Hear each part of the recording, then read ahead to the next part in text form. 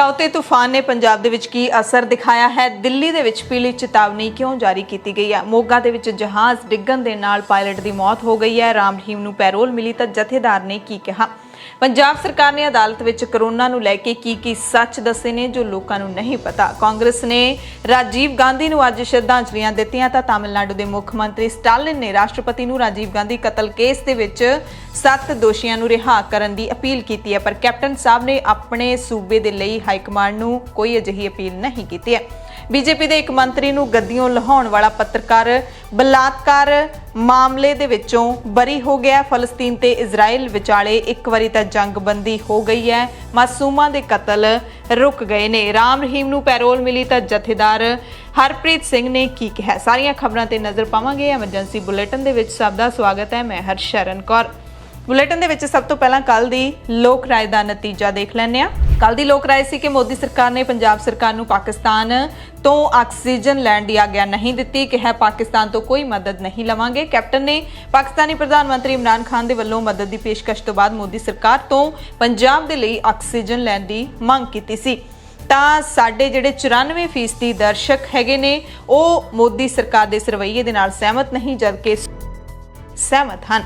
ਅੱਜ ਦੀ ਲੋਕ ਰਾਏ ਹੈ ਕਿ ਦੋਸ਼ੀ ਰਾਮ ਰਹੀਮ ਨੂੰ ਆਪਣੀ ਮਾਂ ਨਾਲ ਮਿਲਣ ਖਾਤਰ ਸਰਕਾਰ ਨੇ 48 ਘੰਟਿਆਂ ਦੀ ਪੈਰੋਲ ਦੇ ਦਿੱਤੀ ਹੈ। ਜਥੇਦਾਰ ਹਰਪ੍ਰੀਤ ਸਿੰਘ ਨੇ ਕਿਹਾ ਕਿ ਰਾਮ ਰਹੀਮ ਨੂੰ ਪੈਰੋਲ ਦੇਣਾ ਗਲਤ ਹੈ, ਪੰਜਾਬ ਦਾ ਮਾਹੌਲ ਖਰਾਬ ਕਰਨ ਦੀ ਕੋਸ਼ਿਸ਼ ਹੈ ਤੇ ਸਰਕਾਰ ਦੋਹਰੀ ਨੀਤੀ ਅਪਣਾ ਰਹੀ ਹੈ ਸਿੱਖਾਂ ਦੇ ਪ੍ਰਤੀ, ਕਿਉਂਕਿ ਜੇਲ੍ਹਾਂ ਦੇ ਵਿੱਚ ਬੰਦ ਸਿੱਖ ਕੈਦੀ ਜਿਨ੍ਹਾਂ ਨੂੰ ਕਰੋਨਾ ਪੋਜ਼ਿਟਿਵ ਵੀ ਹੋ ਗਿਆ ਉਹਨਾਂ ਨੂੰ ਤਾਂ ਪੈਰੋਲ ਨਹੀਂ ਦਿੱਤੀ ਜਾ ਰਹੀ, ਪਰ ਰਾਮ ਰਹੀਮ ਨੂੰ ਦਿੱਤੀ ਜਾ ਰਹੀ ਹੈ।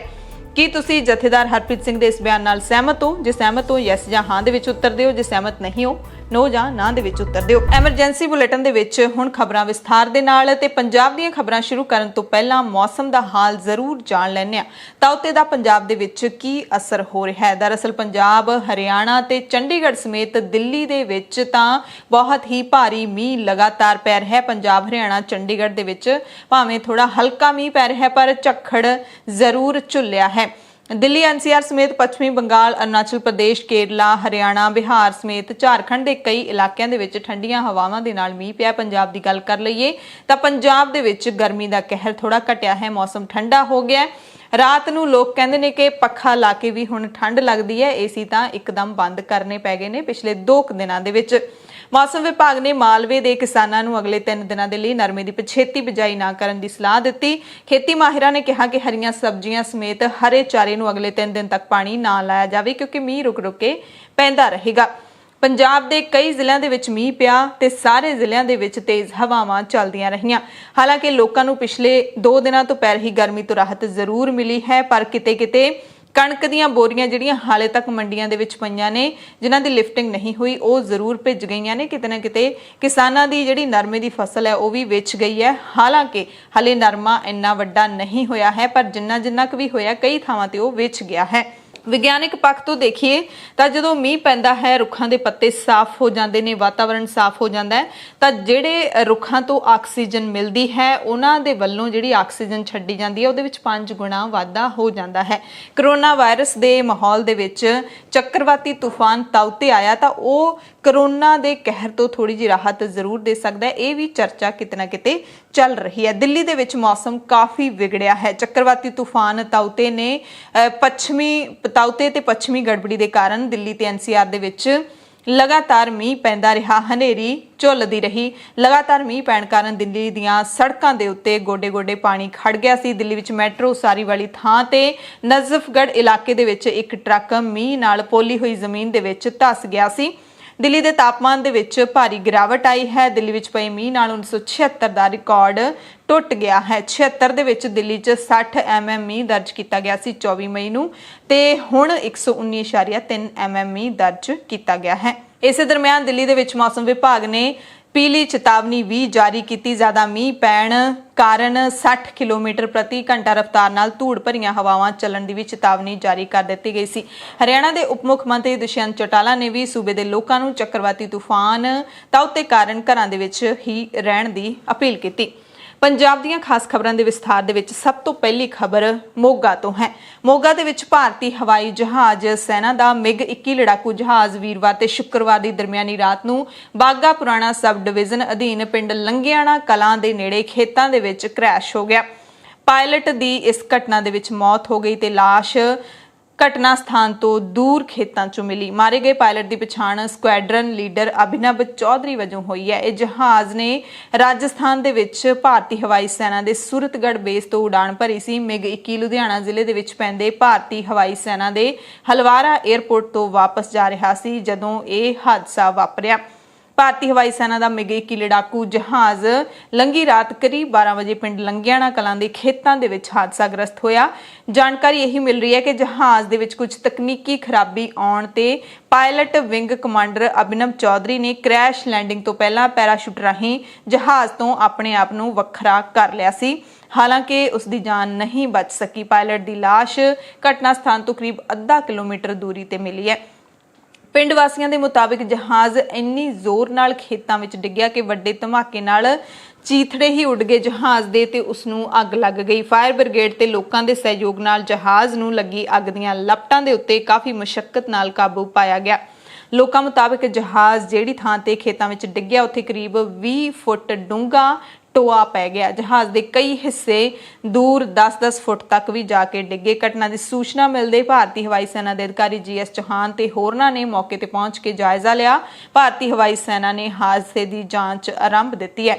ਪੰਜਾਬ ਦੇ ਮੁੱਖ ਮੰਤਰੀ ਕੈਪਟਨ ਅਮਰਿੰਦਰ ਸਿੰਘ ਨੇ ਇਸ ਘਟਨਾ ਤੇ ਦੁੱਖ ਦਾ ਪ੍ਰਗਟਾਵਾ ਕੀਤਾ। ਉਹਨਾਂ ਨੇ ਪਾਇਲਟ ਤੇ ਪੀੜਤ ਪਰਿਵਾਰ ਨਾਲ ਅਫਸੋਸ ਜ਼ਾਹਿਰ ਕਰਦਿਆਂ ਕਿਹਾ ਕਿ ਸਾਡੇ ਬਹਾਦਰ ਪਾਇਲਟ ਦੇ ਪਰਿਵਾਰ ਨਾਲ ਮੇਰੀ ਦਿਲੋਂ ਹਮਦਰਦੀ ਹੈ। ਪੰਜਾਬ ਦੇ ਪਿੰਡਾਂ ਤੇ ਸ਼ਹਿਰਾਂ ਦੇ ਵਿੱਚ ਕੀ ਹਾਲਾਤ ਨੇ, ਇਸ ਬਾਰੇ ਪੰਜਾਬ ਸਰਕਾਰ ਨੇ ਪੰਜਾਬ ਹਰਿਆਣਾ ਹਾਈ ਕੋਰਟ ਦੇ ਵਿੱਚ ਜਾਣਕਾਰੀ ਦਿੱਤੀ ਹੈ। ਸਰਕਾਰ ਨੇ ਹਾਈ ਕੋਰਟ ਨੂੰ ਦੱਸਿਆ ਕਿ ਅਸੀਂ ਬਲੈਕ ਫੰਗਸ ਦੇ ਇਲਾਜ ਦੇ ਲਈ ਲੋੜੀਂਦੀ ਡਰੱਗ ਦੀਆਂ 30,000 ਵਾਇਲਾਂ ਦਾ ਆਰਡਰ ਦੇ ਦਿੱਤਾ ਹੈ। ਪੰਜਾਬ ਦੇ ਐਡਵੋਕੇਟ ਜਨਰਲ ਅਤੁਲ ਨੰਦਾ ਨੇ ਜਸਟਿਸ ਰਾਜਨ ਗੁਪਤਾ ਤੇ ਜਸਟਿਸ ਕਰਮਜੀਤ ਸਿੰਘ ਦੀ ਸ਼ਮੂਲੀਅਤ ਵਾਲੇ ਬੈਂਚ ਨੂੰ ਦੱਸਿਆ ਕਿ ਸੂਬਾ ਸਰਕਾਰ ਦੇ ਵੱਲੋਂ ਨਿਯਤ ਸਮੇਂ ਦੇ ਵਿੱਚ ਆਰਡਰ ਦਿੱਤੇ ਜਾਣਗੇ। ਕੇਂਦਰ ਸ਼ਾਸਿਤ ਪ੍ਰਦੇਸ਼ ਚੰਡੀਗੜ੍ਹ ਦੇ senior standing council Pankaj Jain ਨੇ ਬੈਂਚ ਨੂੰ ਦੱਸਿਆ ਕਿ ਬਲੈਕ ਫੰਗਸ ਦੇ ਟਾਕਰੇ ਲਈ 5,000 ਵਾਇਲਾਂ ਦਾ ਆਰਡਰ ਦੇ ਦਿੱਤਾ ਗਿਆ। ਯਾਨੀ ਕਿ ਪੰਜਾਬ ਅਤੇ ਚੰਡੀਗੜ੍ਹ ਦੋਵਾਂ ਨੇ ਹਾਈ ਕੋਰਟ ਦੇ ਵਿੱਚ ਆਪੋ ਆਪਣੇ ਸੂਬਿਆਂ ਦੇ ਹਾਲਾਤ ਦੱਸੇ।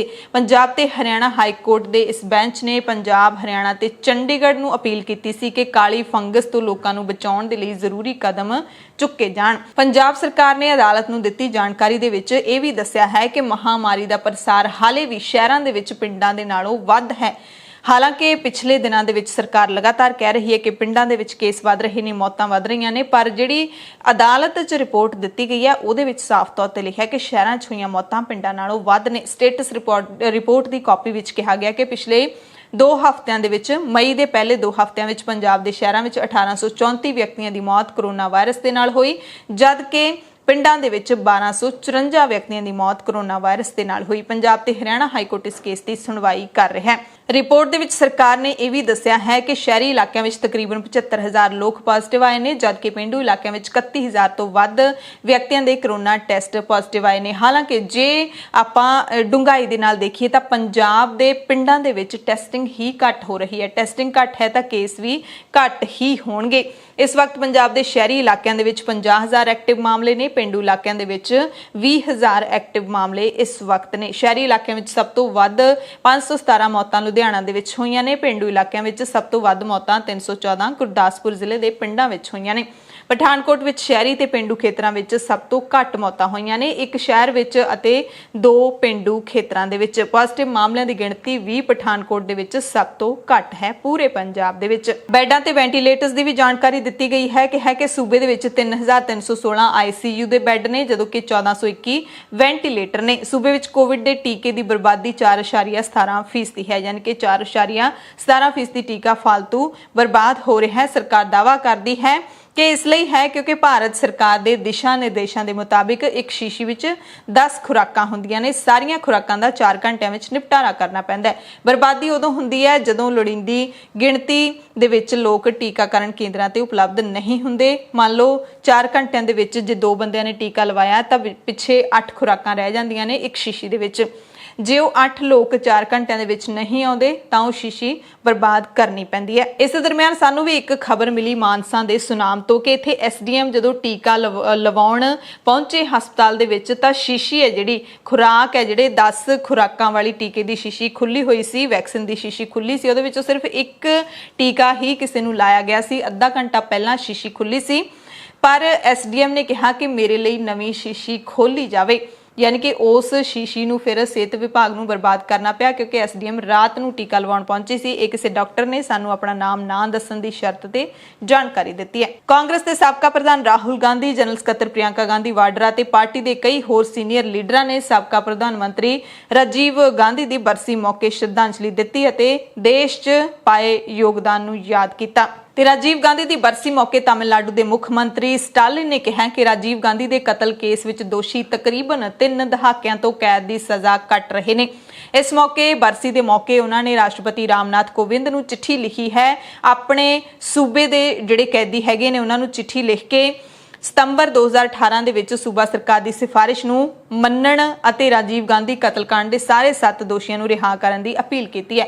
ਦੋਸ਼ੀਆਂ ਦੇ ਵਿੱਚ ਐਸ ਨਲਿਨੀ, ਮੁਰੂਗਨ ਸੰਥਨ, ਏਜੀ ਪਿਰਾਰੀਵਲਨ, ਜੈ ਕੁਮਾਰ, ਰਾਬਰਟ ਪਾਇਸ ਅਤੇ ਪੀ ਰਵਿਚੰਦਰਨ ਦਾ ਨਾਮ ਸ਼ਾਮਿਲ ਹੈ। ਇਹ ਚਿੱਠੀ ਮੀਡੀਆ ਨੂੰ ਵੀ ਸਟਾਲਿਨ ਦੇ ਵੱਲੋਂ ਜਾਰੀ ਕੀਤੀ ਗਈ ਹੈ। ਰਾਸ਼ਟਰਪਤੀ ਨੂੰ ਅਪੀਲ ਕੀਤੀ ਗਈ ਹੈ ਕਿ ਦੋਸ਼ੀ ਪਿਛਲੇ 3 ਦਹਾਕਿਆਂ ਤੋਂ ਮੁਸੀਬਤਾਂ ਅਤੇ ਤਸੀਹੇ ਝੱਲ ਚੁੱਕੇ ਨੇ, ਉਹਨਾਂ ਨੂੰ ਇਸ ਦੀ ਭਾਰੀ ਕੀਮਤ ਚੁਕਾਉਣੀ ਪਈ ਹੈ। माफी ਦੀਆਂ ਪਟੀਸ਼ਨਾਂ ਉੱਤੇ ਵਿਚਾਰ ਕਰਨ ਦੇ ਵਿੱਚ ਪਹਿਲਾਂ ਹੀ ਦੇਰੀ ਹੋ ਚੁੱਕੀ ਹੈ। ਕੋਵਿਡ-19 ਮਹਾਮਾਰੀ ਦੌਰਾਨ ਮੌਜੂਦਾ ਹਾਲਾਤਾਂ ਦੇ ਵਿੱਚ ਅਦਾਲਤਾਂ ਜੇਲ੍ਹਾਂ ਵਿੱਚੋਂ ਭੀੜ ਘੱਟ ਕਰਨ ਦੀ ਲੋੜ ਨੂੰ ਵੀ ਮੰਨ ਚੁੱਕੀਆਂ ਨੇ। ਉਹਨਾਂ ਕਿਹਾ ਕਿ ਨਲਿਨੀ ਦੀ ਅਸਲ ਮੌਤ ਦੀ ਸਜ਼ਾ ਸੰਵਿਧਾਨ ਦੀ ਧਾਰਾ 161 ਦੇ ਤਹਿਤ ਦਿੱਤੀ ਗਈ ਸੀ, ਜਦਕਿ ਸੁਪਰੀਮ ਕੋਰਟ ਨੇ 3 ਹੋਰ ਦੋਸ਼ੀਆਂ ਦੀ ਮੌਤ ਦੀ ਸਜ਼ਾ ਨੂੰ ਉਮਰ ਕੈਦ ਦੇ ਵਿੱਚ ਬਦਲ ਦਿੱਤਾ ਸੀ। 9 ਸਤੰਬਰ 2018 ਨੂੰ ਤਮਿਲਨਾਡੂ ਸਰਕਾਰ ਨੇ ਤਮਿਲਨਾਡੂ ਦੇ ਰਾਜਪਾਲ ਨੂੰ ਸਾਰੇ 7 ਦੋਸ਼ੀਆਂ ਦੀ ਬਾਕੀ ਦੀ ਸਜ਼ਾ ਮਾਫ ਕਰਨ ਤੇ ਉਹਨਾਂ ਦੀ ਜਲਦੀ ਰਿਹਾਈ ਦੀ ਸਿਫਾਰਿਸ਼ ਕੀਤੀ ਸੀ। ਹਾਲਾਂਕਿ ਅਦਾਲਤ ਨੇ ਕਿਹਾ ਕਿ ਸਜ਼ਾ ਨੂੰ ਮਾਫ ਕਰਨ ਅਤੇ ਸੀਬੀਆਈ ਜਾਂਚ ਦੇ ਵਿੱਚ ਕੋਈ ਸੰਬੰਧ ਨਹੀਂ ਹੈ। ਇਸੇ ਮਸਲੇ ਤੇ ਹੁਣ ਸਿੱਖ ਭਾਈਚਾਰੇ ਦੇ ਵੱਲੋਂ ਜਿੱਥੇ ਮੁੱਖ ਮੰਤਰੀ ਸਟਾਲਿਨ ਦੀ ਕਾਫੀ ਪ੍ਰਸ਼ੰਸਾ ਕੀਤੀ ਜਾ ਰਹੀ ਹੈ ਕਿ ਉਹ ਆਪਣੇ ਸੂਬੇ ਦੇ ਲੋਕਾਂ ਦੇ ਲਈ ਬੋਲ ਰਹੇ ਨੇ ਬਰਸੀ ਦੇ ਮੌਕੇ, ਰਾਜੀਵ ਗਾਂਧੀ ਦੀ ਬਰਸੀ ਦੇ ਮੌਕੇ, ਉੱਥੇ ਹੀ ਕੈਪਟਨ ਅਮਰਿੰਦਰ ਸਿੰਘ ਨੂੰ ਵੀ ਸਵਾਲਾਂ ਦੇ ਘੇਰੇ ਦੇ ਵਿੱਚ ਖੜਾ ਕੀਤਾ ਜਾ ਰਿਹਾ ਹੈ। ਸਿੱਖ ਪੱਤਰਿਕਾ ਨੇ ਲਿਖਿਆ ਹੈ ਕਿ ਮਹਾਰਾਜਾ ਜੋ ਕਿ ਕੈਪਟਨ ਅਮਰਿੰਦਰ ਸਿੰਘ ਨੇ, ਕਹਿੰਦੇ ਉਹਨਾਂ ਦੇ ਮਨ ਵਿੱਚ ਸਿੱਖਾਂ ਦੇ ਲਈ, ਸਿੱਖਾਂ ਦੇ ਨਾਲ ਹੋ ਰਹੇ ਜ਼ੁਲਮਾਂ ਦੇ ਲਈ ਕੀ ਕੋਈ ਦੁੱਖ ਤਕਲੀਫ ਹੈ। ਖਾਸ ਕਰਕੇ ਜਿਹੜੇ ਸਿੱਖ ਸਿਆਸੀ ਕੈਦੀ ਨੇ ਜਿਹੜੇ ਕਿ ਕਿੰਨੇ ਸਾਲਾਂ ਤੋਂ ਜੇਲ੍ਹਾਂ ਦੇ ਵਿੱਚ ਬੰਦ ਨੇ, ਉਮਰ ਕੈਦ ਦੀ ਸਜ਼ਾ ਵੀ ਆਪਣੀ ਭੁਗਤ ਚੁੱਕੇ ਨੇ, ਫਿਰ ਵੀ ਉਹਨਾਂ ਨੂੰ ਰਿਹਾਈ ਨਹੀਂ ਮਿਲ ਰਹੀ।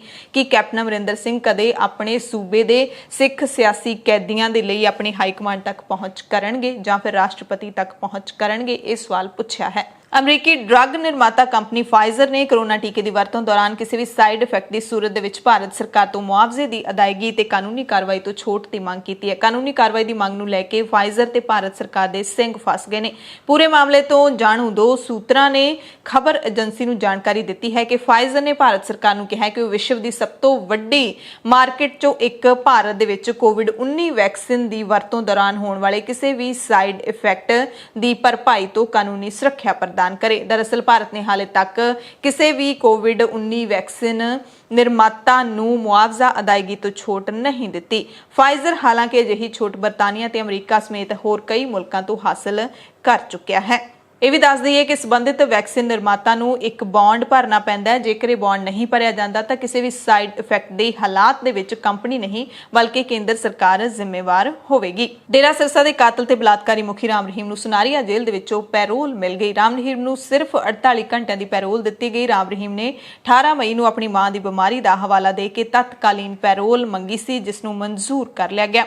2017 ਤੋਂ ਰੋਹਤਕ ਜੇਲ੍ਹ ਦੇ ਵਿੱਚ 20 ਸਾਲ ਦੀ ਕੈਦ ਦੀ ਸਜ਼ਾ ਭੁਗਤ ਰਹੇ ਰਾਮ ਰਹੀਮ ਨੇ ਜੇਲ੍ਹ ਅਥਾਰਟੀ ਦੇ ਕੋਲ ਪੈਰੋਲ ਲੈਣ ਲਈ ਦਸਤਾਵੇਜ਼ ਜਮ੍ਹਾਂ ਕਰਵਾ ਦਿੱਤੇ ਸੀ। ਰਾਮ ਰਹੀਮ ਨੇ ਬਿਮਾਰ ਮਾਂ ਨਸੀਬ ਕੌਰ ਨੂੰ ਮਿਲਣ ਤੇ ਉਸਦੀ ਦੇਖਭਾਲ ਦੇ ਲਈ 21 ਦਿਨਾਂ ਦੀ ਪੈਰੋਲ ਮੰਗੀ ਸੀ, ਪਰ ਉਸਨੂੰ ਸਿਰਫ 48 ਘੰਟਿਆਂ ਦੀ ਪੈਰੋਲ ਦਿੱਤੀ ਗਈ। ਇਸ ਤੋਂ ਪਹਿਲਾਂ ਰਾਮ ਰਹੀਮ ਨੂੰ ਅਕਤੂਬਰ 2020 ਦੇ ਵਿੱਚ ਵੀ ਆਪਣੀ ਮਾਂ ਨੂੰ ਮਿਲਣ ਲਈ 1 ਦਿਨ ਦੀ ਪੈਰੋਲ ਦਿੱਤੀ ਗਈ ਸੀ। ਰਾਮ ਰਹੀਮ ਬਲਾਤਕਾਰ ਤੇ ਕਤਲ ਦੇ 2 ਮਾਮਲਿਆਂ ਦੇ ਵਿੱਚ ਵੱਖੋ ਵੱਖਰੀ 20 ਸਾਲ ਦੀ ਸਜ਼ਾ ਭੁਗਤ ਰਿਹਾ ਹੈ। ਰਾਮ ਰਹੀਮ ਦੀ ਪੈਰੋਲ ਤੇ ਸ਼੍ਰੀ ਅਕਾਲ ਤਖਤ ਸਾਹਿਬ ਦੇ ਕਾਰਜਕਾਰੀ ਜਥੇਦਾਰ ਗਿਆਨੀ ਹਰਪ੍ਰੀਤ ਸਿੰਘ ਨੇ ਕਿਹਾ ਹੈ, ਚਿੰਤਾ ਪ੍ਰਗਟ ਕੀਤੀ ਹੈ, ਕਿਹਾ ਕਿ ਰਾਮ ਰਹੀਮ ਨੂੰ ਪੈਰੋਲ ਦੇਣਾ ਗਲਤ ਹੈ। ਪੰਜਾਬ ਦਾ ਮਾਹੌਲ ਖਰਾਬ ਕਰਨ ਦੀ ਕੋਸ਼ਿਸ਼ ਕੀਤੀ ਜਾ ਰਹੀ ਹੈ। ਸਰਕਾਰ ਸਿੱਖਾਂ ਪ੍ਰਤੀ ਦੋਹਰੀ ਨੀਤੀ ਅਪਣਾ ਰਹੀ ਹੈ। ਸਰਕਾਰ ਨੇ ਹਮੇਸ਼ਾ ਸਿੱਖਾਂ ਦੇ ਨਾਲ ਧੋਖਾ ਕੀਤਾ ਹੈ। ਜਥੇਦਾਰ ਨੇ ਕਿਹਾ ਕਿ ਚੰਡੀਗੜ੍ਹ ਦੀ ਬੁੜੈਲ ਜੇਲ੍ਹ ਦੇ ਵਿੱਚ ਬੰਦ ਕੁਝ ਸਿੰਘਾਂ ਦੀ ਰਿਪੋਰਟ ਕਰੋਨਾ ਪੋਜ਼ਿਟਿਵ ਆਈ ਹੈ, ਪਰ ਸਰਕਾਰ ਉਹਨਾਂ ਨੂੰ ਨਾ ਤਾਂ ਰਿਹਾ ਕਰ ਰਹੀ ਹੈ, ਨਾ ਹੀ ਪੈਰੋਲ ਦੇ ਰਹੀ ਹੈ। ਪਰ ਡੇਰਾ ਮੁਖੀ ਨੂੰ ਪੈਰੋਲ ਦੇ ਦਿੱਤੀ ਗਈ ਹੈ, ਉਸ ਦੀ ਪੈਰੋਲ ਰੱਦ ਹੋਣੀ ਚਾਹੀਦੀ ਹੈ। ਸਭ ਕੁਝ ਸਿਆਸਤ ਦੇ ਤਹਿਤ ਕੀਤਾ ਗਿਆ ਹੈ। ਪਾਸੇ ਸਾਡੇ ਜਿਹੜੇ ਬੰਦੀ ਨੇ ਸਿੰਘ, ਮੇਰੀ ਜਾਤੀ ਜਾਣਕਾਰੀ ਮੁਤਾਬਕ ਜਿਹੜੇ ਚੰਡੀਗੜ੍ਹ ਬੜੈਲ ਜੇਲ੍ਹ ਦੇ ਵਿੱਚ ਬੰਦ ਹੈ, ਉਹਨਾਂ ਦੇ ਵਿੱਚੋਂ ਕੁਝ ਸਿੰਘਾਂ ਨੂੰ ਜਿਹੜਾ ਹੈ ਉਹ ਕਰੋਨਾ ਪੋਜ਼ਿਟਿਵ ਆਇਆ ਹੈਗਾ। ਉਹਨਾਂ ਨੂੰ ਸਰਕਾਰ ਜਿਹੜਾ ਹੈਗਾ ਉਹ ਰਿਹਾ ਨਹੀਂ ਕਰ ਰਹੀ, ਨਾ ਪੈਰੋਲ ਦੇ ਰਹੀ ਹੈ। ਤੇ ਦੂਜੇ ਪਾਸੇ ਜਿਹੜਾ ਸੌਦੇ ਸਾਧ ਨੂੰ ਜਿਹੜੀ ਆ ਉਹ ਪੈਰੋਲ ਦੇ ਦਿੱਤੀ ਗਈ ਹੈ। ਇਹ ਸਰਕਾਰ ਦੇ ਦੋਹਰੇ ਮਾਪਦੰਡ ਜਿਹੜੇ ਆ ਇਹ ਸਮਝ 'ਚ ਨਹੀਂ ਆਉਂਦੇ, ਔਰ ਪੈਰੋਲ ਦੇਣਾ ਜਿਹੜਾ ਹੈਗਾ ਸੌਦਾ ਸਾਧ ਨੂੰ, ਮੈਂ ਸਮਝਦਾ ਕਿ ਪੰਜਾਬ ਦੇ ਮਾਹੌਲ ਨੂੰ ਖਰਾਬ ਕਰਨਾ ਹੈ। ਪੰਜਾਬ ਦਾ ਮਾਹੌਲ ਕਿਸੇ ਕੀਮਤ ਦੇ ਉੱਤੇ ਖਰਾਬ ਨਹੀਂ ਹੋਣਾ ਚਾਹੀਦਾ। ਇਹਦੀ ਪੈਰੋਲ ਜਿਹੜੀ ਹੈ ਉਹ ਰੱਦ ਹੋਣੀ ਚਾਹੀਦੀ ਹੈ। ਇਸੇ ਮਸਲੇ ਤੇ ਹਰਿਆਣਾ ਸਿੱਖ ਗੁਰਦੁਆਰਾ ਮੈਨੇਜਮੈਂਟ ਕਮੇਟੀ ਦੇ ਪ੍ਰਧਾਨ ਬਲਜੀਤ ਸਿੰਘ ਦਾਦੂਵਾਲ ਨੇ ਨਾਰਾਜ਼ਗੀ ਜ਼ਾਹਿਰ ਕਰਦਿਆਂ ਕਿਹਾ ਕਿ ਗੁਰਮੀਤ ਰਾਮ ਰਹੀਮ ਇੱਕ ਕਾਤਲ ਤੇ ਕੁਕਰਮੀ ਹੈ। ਕਤਲ ਮਾਮਲੇ ਵਿੱਚ ਉਸ ਨੂੰ ਮਰਨ ਤੱਕ ਉਮਰ ਕੈਦ ਦੀ ਸਜ਼ਾ ਮਿਲੀ ਹੋਈ ਹੈ। ਬਹੁਤ ਖਤਰਨਾਕ ਕਿਸਮ ਦਾ ਅਪਰਾਧੀ ਹੈ। ਇਸ ਨੂੰ ਪੈਰੋਲ ਨਹੀਂ ਮਿਲਣੀ ਚਾਹੀਦੀ। ਅਸੀਂ ਇਸ ਦਾ ਵਿਰੋਧ ਉਦੋਂ ਵੀ ਕੀਤਾ ਸੀ ਜਦੋਂ ਉਸਨੇ 21 ਦਿਨਾਂ ਦੀ ਪੈਰੋਲ ਮੰਗੀ ਸੀ। ਜੇਕਰ ਉਹ ਸਰਸੇ ਪਹੁੰਚਦਾ ਹੈ ਤਾਂ ਉਹ ਕੇਸਾਂ ਨੂੰ ਪ੍ਰਭਾਵਿਤ ਕਰ ਸਕਦਾ ਹੈ। ਉਸ ਦੀ ਪੈਰੋਲ ਨਾਲ ਕਾਨੂੰਨ ਨਾਲ ਛੇੜਛਾੜ ਵੀ ਹੋ ਸਕਦੀ ਹੈ। ਉਹ ਗਵਾਹਾਂ ਦਾ ਕਤਲ ਵੀ ਕਰ ਸਕਦਾ ਹੈ। ਰਾਮ ਰਹੀਮ ਬਹੁਤ ਚਲਾਕ ਕਿਸਮ ਦਾ ਆਦਮੀ ਹੈ।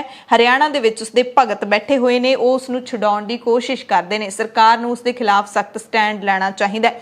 ਦਾਦੂਵਾਲ ਨੇ ਰਾਮ ਰਹੀਮ ਦੀ ਮਾਂ ਦੀ ਸਿਹਤ ਬਾਰੇ ਗੱਲ ਕਰਦਿਆਂ ਕਿਹਾ ਕਿ ਰਾਮ ਰਹੀਮ ਨੇ ਪਤਾ ਨਹੀਂ ਕਿੰਨੀਆਂ ਮਾਵਾਂ ਦੀ ਸਿਹਤ ਖਰਾਬ ਕੀਤੀ ਹੈ, ਕਿੰਨੀਆਂ ਮਾਵਾਂ ਦੇ ਪੁੱਤ ਕਤਲ ਕੀਤੇ ਨੇ, ਕਿੰਨੀਆਂ ਭੈਣਾਂ ਦੇ ਨਾਲ ਉਸਨੇ ਬਲਾਤਕਾਰ ਕੀਤਾ ਹੈ।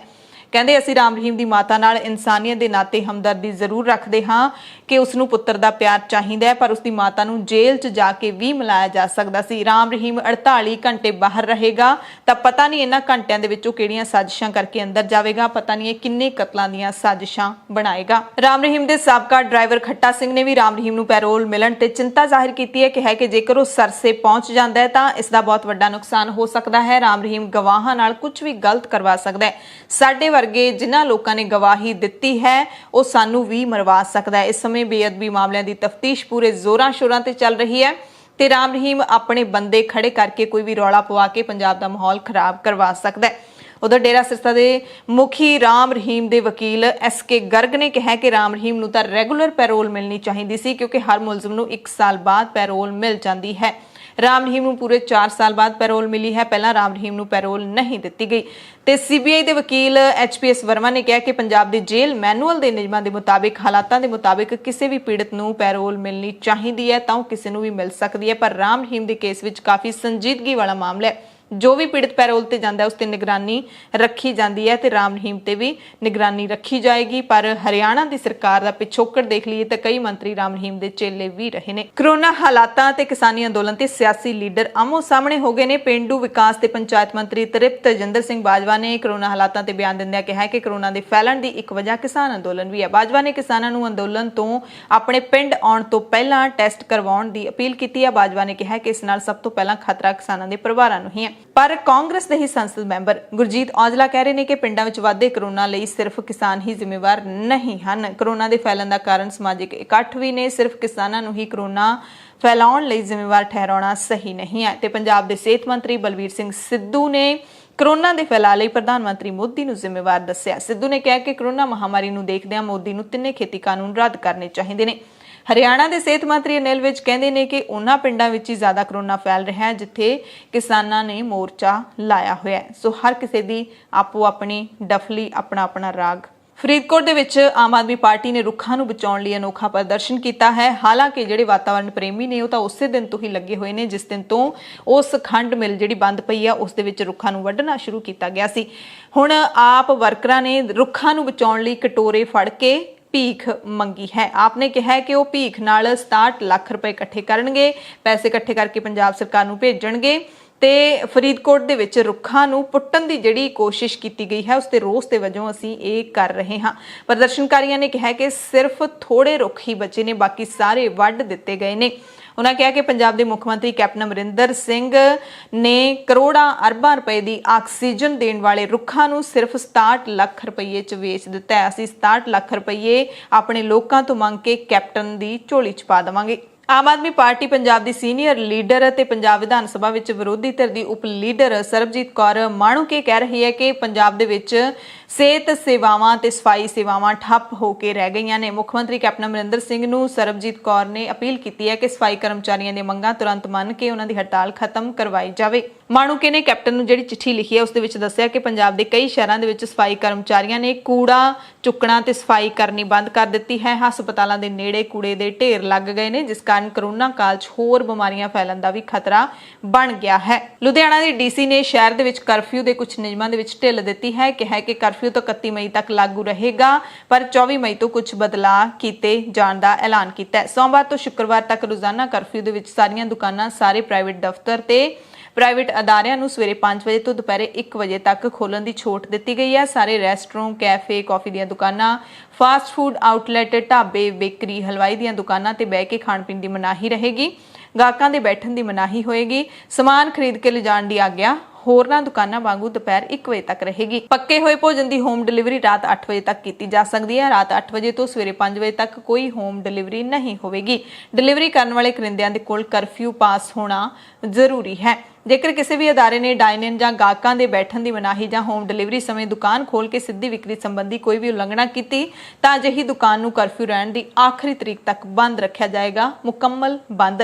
ਈ-ਕਾਮਰਸ ਕੰਪਨੀਆਂ, ਕੋਰੀਅਰ ਕੰਪਨੀਆਂ ਤੇ ਡਾਕ ਵਿਭਾਗ ਨੂੰ ਰਾਤ 8 ਵਜੇ ਘਰੋਂ ਘਰੀ ਪਾਰਸਲ ਆਦਿ ਦੀ ਵੰਡ ਕਰਨ ਦੀ ਆਗਿਆ ਹੋਵੇਗੀ। ਡਿਲੀਵਰੀ ਕਰਨ ਵਾਲਿਆਂ ਕੋਲ ਕਰਫਿਊ ਪਾਸ ਹੋਣਾ ਜ਼ਰੂਰੀ ਹੈ। ਸਾਹਿਬਜ਼ਾਦਾ ਅਜੀਤ ਸਿੰਘ ਨਗਰ ਦੀਆਂ ਤਸਵੀਰਾਂ ਤੁਹਾਨੂੰ ਦਿਖਾਉਂਦੇ ਹਾਂ, ਜਿੱਥੇ ਸੈਕਟਰ 69 ਦੇ ਵਿੱਚ ਖੋਲ੍ਹਿਆ ਗਿਆ ਸਰਵ ਹਿਊਮੈਨਿਟੀ ਸਰਵ ਗॉड ਚੈਰੀਟੇਬਲ ਟਰਸਟ ਦਾ ਕੋਵਿਡ ਕੇਅਰ ਸੈਂਟਰ ਮਨੁੱਖਤਾ ਦੀ ਸਹੀ ਅਰਥਾਂ ਦੇ ਵਿੱਚ ਸੇਵਾ ਕਰ ਰਿਹਾ ਹੈ। ਤਾਂ ਖਾਲਸ ਟੀਵੀ ਨੇ ਖਾਸ ਕਵਰੇਜ ਕੀਤੀ। ਖਾਲਸ ਟੀਵੀ ਨਾਲ ਗੱਲਬਾਤ ਕਰਦਿਆਂ ਟਰਸਟ ਦੇ ਸੇਵਾਦਾਰ ਸਵਰਨਜੀਤ ਸਿੰਘ ਨੇ ਕਿਹਾ ਕਿ ਇਹ ਕੋਵਿਡ ਕੇਅਰ ਸੈਂਟਰ ਮੋਹਾਲੀ ਪ੍ਰਸ਼ਾਸਨ ਦੇ ਸਹਿਯੋਗ ਦੇ ਨਾਲ ਚੱਲ ਰਿਹਾ ਹੈ। ਸੰਗਤ ਵੀ ਹਰ ਤਰ੍ਹਾਂ ਦਾ ਸਹਿਯੋਗ ਕਰ ਰਹੀ ਹੈ। ਇੱਥੇ ਐਮਰਜੈਂਸੀ ਸੇਵਾਵਾਂ ਤੇ ਹੋਰ ਸਹੂਲਤਾਂ ਦੇ ਨਾਲ ਮਰੀਜ਼ਾਂ ਦਾ ਇਲਾਜ ਕੀਤਾ ਜਾ ਰਿਹਾ ਹੈ। ਗੰਭੀਰ ਹਾਲਾਤਾਂ ਵਾਲੇ ਮਰੀਜ਼ਾਂ ਨੂੰ ਚੰਡੀਗੜ੍ਹ ਦੇ 32 ਜਿਹੜਾ ਹਸਪਤਾਲ ਹੈ ਸੈਕਟਰ 32 ਸਥਿਤ ਉੱਥੇ ਰੈਫਰ ਕਰ ਦਿੱਤਾ ਜਾਂਦਾ ਹੈ। ਇੱਥੇ ਹੋਰ ਹਸਪਤਾਲਾਂ ਦੇ ਨਾਲ ਵੀ ਸੰਪਰਕ ਹੈ ਜਿੱਥੇ ਮਰੀਜ਼ਾਂ ਨੂੰ ਰੈਫਰ ਕੀਤਾ ਜਾਂਦਾ ਹੈ ਤੇ ਇਸ ਕੋਵਿਡ ਕੇਅਰ ਸੈਂਟਰ ਦੇ ਵਿੱਚ ਸਾਰੇ ਮਰੀਜ਼ਾਂ ਦੀ ਮੁਫਤ ਦੇ ਵਿੱਚ ਸੇਵਾ ਕੀਤੀ ਜਾਂਦੀ ਹੈ। ਸੇਵਾ ਬਹੁਤ ਅੱਛੀ ਚੱਲ ਰਹੀ ਹੈ ਜੀ, ਗੁਰੂ ਦੀ ਬਹੁਤ ਕਿਰਪਾ ਹੈ। ਲੋਕ ਅੱਛੀਆਂ ਚੰਗੀਆਂ ਸੋਲਸ ਅੱਗੇ ਆ ਰਹੀਆਂ, ਪੋਜ਼ਿਟਿਵ એનર્ਜੀ ਨਾਲ ਆ ਰਹੀਆਂ। ਜੋ ਡਿਮਾਂਡ ਸਾਡੀ ਰਿਕੁਆਇਰਮੈਂਟਸ ਨੂੰ ਇੱਥੇ ਪੂਰਾ ਕੀਤਾ ਜਾ ਰਿਹਾ, ਚਾਹੇ ਇਨ ਦਾ ਫਾਰਮ ਆਫ ਲੰਗਰ ਸੇਵਾ, ਚਾਹੇ ਮੈਡੀਸਨਸ ਹੈ, ਚਾਹੇ ਸਾਨੂੰ ਸਰਜੀਕਲ ਆਈਟਮਸ ਚਾਹੀਦੀਆਂ, ਕੁਝ ਵੀ ਸਾਨੂੰ ਚਾਹੀਦਾ ਉਹ ਸਾਨੂੰ ਇੱਥੇ ਸੰਗਤ ਪਹੁੰਚਾ ਰਹੀ ਹੈ। ਤੇ ਇਸੇ ਕਰਕੇ ਲੋਕ ਕਹਿ ਰਹੇ ਨੇ ਕਿ ਸਿੱਖ ਹਰ ਚੀਜ਼ ਦਾ ਲੰਗਰ ਲਾਉਣ ਦੇ ਯੋਗ ਨੇ। ਉਹ ਖਾਣ ਪੀਣ ਦੀਆਂ ਚੀਜ਼ਾਂ ਦਾ ਲੰਗਰ ਤਾਂ ਲਾਉਂਦੇ ਹੀ ਹੁੰਦੇ ਨੇ, ਪਰ ਕਰੋਨਾ ਮਹਾਮਾਰੀ ਦੇ ਵਿੱਚ ਉਹਨਾਂ ਨੇ ਆਕਸੀਜਨ ਦੇ ਲੰਗਰ ਲਾ ਕੇ, ਦਵਾਈਆਂ ਦੇ ਲੰਗਰ ਲਾ ਕੇ ਦੱਸ ਦਿੱਤਾ ਹੈ ਕਿ ਸਿੱਖਾਂ ਦੇ ਦਿਲ ਬਹੁਤ ਵੱਡੇ ਨੇ। ਇਸੇ ਤਰ੍ਹਾਂ ਦੀ ਸੇਵਾ ਸੰਗਤ ਏਡ ਯੂਕੇ ਦੇ ਵੱਲੋਂ ਕੀਤੀ ਜਾ ਰਹੀ ਹੈ। ਸੰਗਤ ਏਡ ਯੂਕੇ ਨੇ ਤਰਨਤਾਰਨ ਦੇ ਸ਼੍ਰੀ ਗੁਰੂ ਨਾਨਕ ਦੇਵ ਹਸਪਤਾਲ ਨੂੰ 25 ਆਕਸੀਜਨ ਕਨਸੈਂਟਰੇਟਰ ਭੇਜੇ ਨੇ। ਇਹਨਾਂ ਦੀ 5 ਲੀਟਰ ਦੀ ਸਮਰੱਥਾ ਹੈ। 200 ਆਕਸੀਮੀਟਰ ਵੀ ਦਿੱਤੇ ਗਏ ਨੇ, 50 ਆਕਸੀਫਲੋਮੀਟਰ ਵੀ ਦਿੱਤੇ ਗਏ ਨੇ। ਜਿੱਥੇ ਇਹਨਾਂ ਚੀਜ਼ਾਂ ਦੀ ਲੋੜ ਹੋਵੇਗੀ ਇਹ ਹਸਪਤਾਲ ਉਹਨਾਂ ਨੂੰ ਇਹਨਾਂ ਸਾਰੇ ਸਾਜ਼ੋ ਸਮਾਨ ਦੀ ਸਪਲਾਈ ਕਰੇਗਾ। ਤਰਨਤਾਰਨ ਦੇ ਸ਼੍ਰੀ ਗੁਰੂ ਨਾਨਕ ਦੇਵ ਹਸਪਤਾਲ ਦੇ ਵਿੱਚ 16 ਮਸ਼ੀਨਾਂ ਸੇਵਾ ਦੇ ਵਜੋਂ ਲੱਗ ਚੁੱਕੀਆਂ ਨੇ। ਸੰਗਤ ਏਡ ਯੂਕੇ ਦੇ ਵੱਲੋਂ 50,000 ਮਾਸਕ ਕੰਨਾਂ ਤੋਂ ਪਾਉਣ ਵਾਲੇ ਤੇ 50,000 ਦਸਤਾਰ ਦੇ ਉੱਤੋਂ ਦੀ ਪਾਉਣ ਵਾਲੇ ਮਾਸਕ, 200 ਹੋਰ ਵੱਖਰੇ ਮਾਸਕ, ਪੀਪੀ ਕਿੱਟਾਂ, ਆਕਸੀਜਨ ਦੇ ਸਿਲੰਡਰ, ਆਕਸੀਜਨ ਸਿਲੰਡਰ ਦੀਆਂ ਪਾਈਪਾਂ ਭੇਜੀਆਂ ਨੇ। ਸੰਗਤ ਏਡ ਯੂਕੇ ਵੱਲੋਂ ਕਿਸਾਨ ਅੰਦੋਲਨ ਦੇ ਵਿੱਚ ਵੀ ਇਹ ਜ਼ਰੂਰੀ ਚੀਜ਼ਾਂ ਪਹੁੰਚਾਉਣ ਦੀ ਸੇਵਾ ਲਗਾਤਾਰ ਜਾਰੀ ਹੈ। ਸੰਗਤ ਏਡ ਯੂਕੇ ਨੇ ਅੰਮ੍ਰਿਤਸਰ ਦੇ ਗੁਰੂ ਨਾਨਕ ਦੇਵ ਹਸਪਤਾਲ ਦੇ ਵਿੱਚ ਵੀ 100 ਆਕਸੀਜਨ ਦੇ ਸਿਲੰਡਰ ਭੇਜੇ ਨੇ। ਹਾਲੇ 40 ਆਕਸੀਜਨ ਸਿਲੰਡਰਾਂ ਦੀ ਇੰਸਟਾਲਮੈਂਟ ਦਾ ਭੁਗਤਾਨ ਕੀਤਾ ਜਾ ਰਿਹਾ ਹੈ। ਇਹ ਸਾਰੀ ਜਾਣਕਾਰੀ ਸਾਨੂੰ ਸੰਗਤ ਏਡ ਦੇ ਇੱਕ ਟਰਸਟੀ ਭਾਈ ਰਣਧੀਰ ਸਿੰਘ ਦੇ ਵੱਲੋਂ ਦਿੱਤੀ ਗਈ ਹੈ, ਜੋ ਕਿ ਕਿਸਾਨੀ ਅੰਦੋਲਨ ਤੋਂ ਲੈ ਕੇ ਹੁਣ ਤੱਕ ਲਗਾਤਾਰ ਸੇਵਾਵਾਂ ਨਿਭਾ ਰਹੇ ਨੇ ਪੰਜਾਬ ਦੇ ਵਿੱਚ ਤੇ ਦਿੱਲੀ ਦੇ ਵਿੱਚ, ਤੇ ਲਗਾਤਾਰ ਇਹ ਸੇਵਾ ਨਿਭਾਈ ਜਾਂਦੀ ਰਹੇਗੀ। ਸੰਗਤ ਏਡ ਦੇ ਵੱਲੋਂ ਵੱਡੀ ਗਿਣਤੀ ਦੇ ਵਿੱਚ ਆਕਸੀਜਨ ਕਨਸੈਂਟਰੇਟਰ ਨੇ ਜਿਹੜੇ ਉਹਨਾਂ ਦੀ ਸਹੂਲਤ ਦਾ ਪ੍ਰਬੰਧ ਕੀਤਾ ਜਾ ਰਿਹਾ ਹੈ, ਜਿਹੜੇ ਕਿ ਪੰਜਾਬ ਦੇ ਵੱਖ-ਵੱਖ ਹਸਪਤਾਲਾਂ ਦੇ ਵਿੱਚ, ਚਾਹੇ ਉਹ ਉਹ ਸਿਵਲ ਹਸਪਤਾਲ ਹੋਣ ਜਾਂ ਫਿਰ ਪ੍ਰਾਈਵੇਟ ਹਸਪਤਾਲ ਹੋਣ, ਜਿੱਥੇ ਵੀ ਲੋੜ ਹੈ ਉੱਥੇ ਦਿੱਤੇ ਜਾ ਰਹੇ ਨੇ। 26 ਜਨਵਰੀ ਨੂੰ ਲਾਲ ਕਿਲੇ ਵਿੱਚ ਵਾਪਰੀ ਘਟਨਾ ਦੇ ਮਾਮਲੇ ਵਿੱਚ ਦਿੱਲੀ ਪੁਲਿਸ ਨੇ ਦਿੱਲੀ ਦੀ 30 ਹਜ਼ਾਰੀ ਅਦਾਲਤ ਦੇ ਵਿੱਚ ਚਾਰਜ ਸ਼ੀਟ ਦਾਖਲ ਕਰ ਦਿੱਤੀ ਹੈ। ਚਾਰਜ ਸ਼ੀਟ ਦੇ ਵਿੱਚ ਅਦਾਕਾਰ ਦੀਪ ਸਿੱਧੂ ਸਮੇਤ 17 ਲੋਕਾਂ ਦੇ ਨਾਮ ਦਰਜ ਨੇ। ਹਿੰਸਾ ਨੂੰ ਲੈ ਕੇ ਵੱਖ-ਵੱਖ ਥਾਣਿਆਂ ਦੇ ਵਿੱਚ 38 ਮਾਮਲੇ ਦਰਜ ਕੀਤੇ ਗਏ ਨੇ। ਦਿੱਲੀ ਪੁਲਿਸ ਨੇ ਮਾਮਲੇ ਸੰਬੰਧੀ ਪਹਿਲੀ ਚਾਰਜ ਸ਼ੀਟ ਦਾਇਰ ਕੀਤੀ ਹੈ ਤੇ ਗ੍ਰਿਫਤਾਰੀ ਤੋਂ ਰਿਹਾ ਹੋਣ ਤੋਂ ਬਾਅਦ ਪਹਿਲੀ ਵਾਰੀ ਅਦਾਕਾਰ ਦੀਪ ਸਿੱਧੂ ਆਪਣੇ ਪਿੰਡ ਉਦੇਕਰਨ ਪਹੁੰਚੇ। ਦੀਪ ਸਿੱਧੂ ਨੇ ਰਿਹਾਈ ਉਪਰੰਤ ਪਿੰਡ ਉਦੇਕਰਨ ਵਿੱਚ ਪਹਿਲੇ ਲੋਕਾਂ ਦੇ ਇਕੱਠ ਨੂੰ ਸੰਬੋਧਨ ਕੀਤਾ। ਪਿੰਡ ਦੇ ਗੁਰਦੁਆਰਾ ਸਾਹਿਬ ਵਿਖੇ ਲੋਕਾਂ ਵੱਲੋਂ ਦਿੱਤੇ ਸਾਥ ਦੇ ਲਈ ਦੀਪ ਸਿੱਧੂ ਨੇ ਉਹਨਾਂ ਦਾ ਧੰਨਵਾਦ ਕੀਤਾ। ਦੀਪ ਸਿੱਧੂ ਨੇ ਕਿਹਾ ਕਿ ਸਭ ਦਾ ਸਾਂਝਾ ਸੰਘਰਸ਼ ਹੈ, ਕਿਸਾਨੀ ਸੰਘਰਸ਼ ਨਾਲ ਸਾਡਾ ਵਿਰਸਾ ਜਾਗਿਆ ਹੈ। ਇਸ ਸਮੇਂ ਸਿਰਫ ਤੌਹਮਤਾਂ ਲਾਉਣ ਦਾ ਦੌਰ ਹੀ ਚੱਲ ਰਿਹਾ ਹੈ। ਸਵਾਲ ਪੁੱਛਣ ਤੇ ਇੱਕ ਪਾਸੇ ਸਰਕਾਰ ਤੌਹਮਤਾਂ ਲਾ ਰਹੀ ਹੈ, ਦੂਸਰੇ ਪਾਸੇ ਕਿਸਾਨੀ ਲੀਡਰਸ਼ਿਪ ਵੀ ਸਵਾਲ ਚੁੱਕਣ ਤੇ ਸਿਰਫ ਤੌਹਮਤਾਂ ਹੀ ਲਾ ਰਹੀ ਹੈ। ਅਸੀਂ ਵਿਰਸੇ ਨੂੰ ਭੁਲਾ ਕੇ ਲੜਾਈਆਂ ਨਹੀਂ ਲੜ ਸਕਦੇ। ਯਾਨੀ ਕਿ ਦੀਪ ਸਿੱਧੂ ਦੇ ਬੋਲਾਂ ਦੇ ਵਿੱਚੋਂ ਥੋੜਾ ਸ਼ਿਕਵਾ ਹੈਗਾ ਜਿਹੜਾ ਕਿਸਾਨ ਲੀਡਰਾਂ ਦੇ ਨਾਲ ਹਾਲੇ ਵੀ ਦਿਖਾਈ ਦੇ ਰਿਹਾ ਹੈ। ਇਸ ਦਾ ਮਤਲਬ ਇਹੀ ਨਿਕਲਦਾ ਹੈ ਕਿ ਹਾਲੇ ਵੀ ਕਿਸਾਨ ਲੀਡਰਾਂ ਨੇ ਦੀਪ ਸਿੱਧੂ ਨੂੰ ਸਿੰਘੂ ਬਾਰਡਰ ਜਾਂ ਕਿਸੇ ਹੋਰ ਮੋਰਚੇ ਵਿੱਚ ਆਉਣ ਲਈ ਸੱਦਾ ਨਹੀਂ ਦਿੱਤਾ, ਨਾ ਪ੍ਰਵਾਨਗੀ ਦਿੱਤੀ ਹੈ। ਟਿੱਕਰੀ ਬਾਰਡਰ ਤੇ ਵੱਡਾ ਮੋਰਚਾ ਲਾ ਕੇ ਬੈਠੇ ਭਾਰਤੀ ਕਿਸਾਨ ਯੂਨੀਅਨ ਏਕਤਾ ਉਗਰਾਹਾਂ ਦੇ ਲੀਡਰਾਂ ਨੇ ਕਿਹਾ ਕਿ ਹੁਣ ਪਟਿਆਲਾ ਦੇ ਵਿੱਚ ਉਹਨਾਂ ਦੀ ਜਥੇਬੰਦੀ ਵੱਲੋਂ 3 ਦਿਨਾਂ ਦਾ ਧਰਨਾ ਲਾਇਆ ਜਾਵੇਗਾ।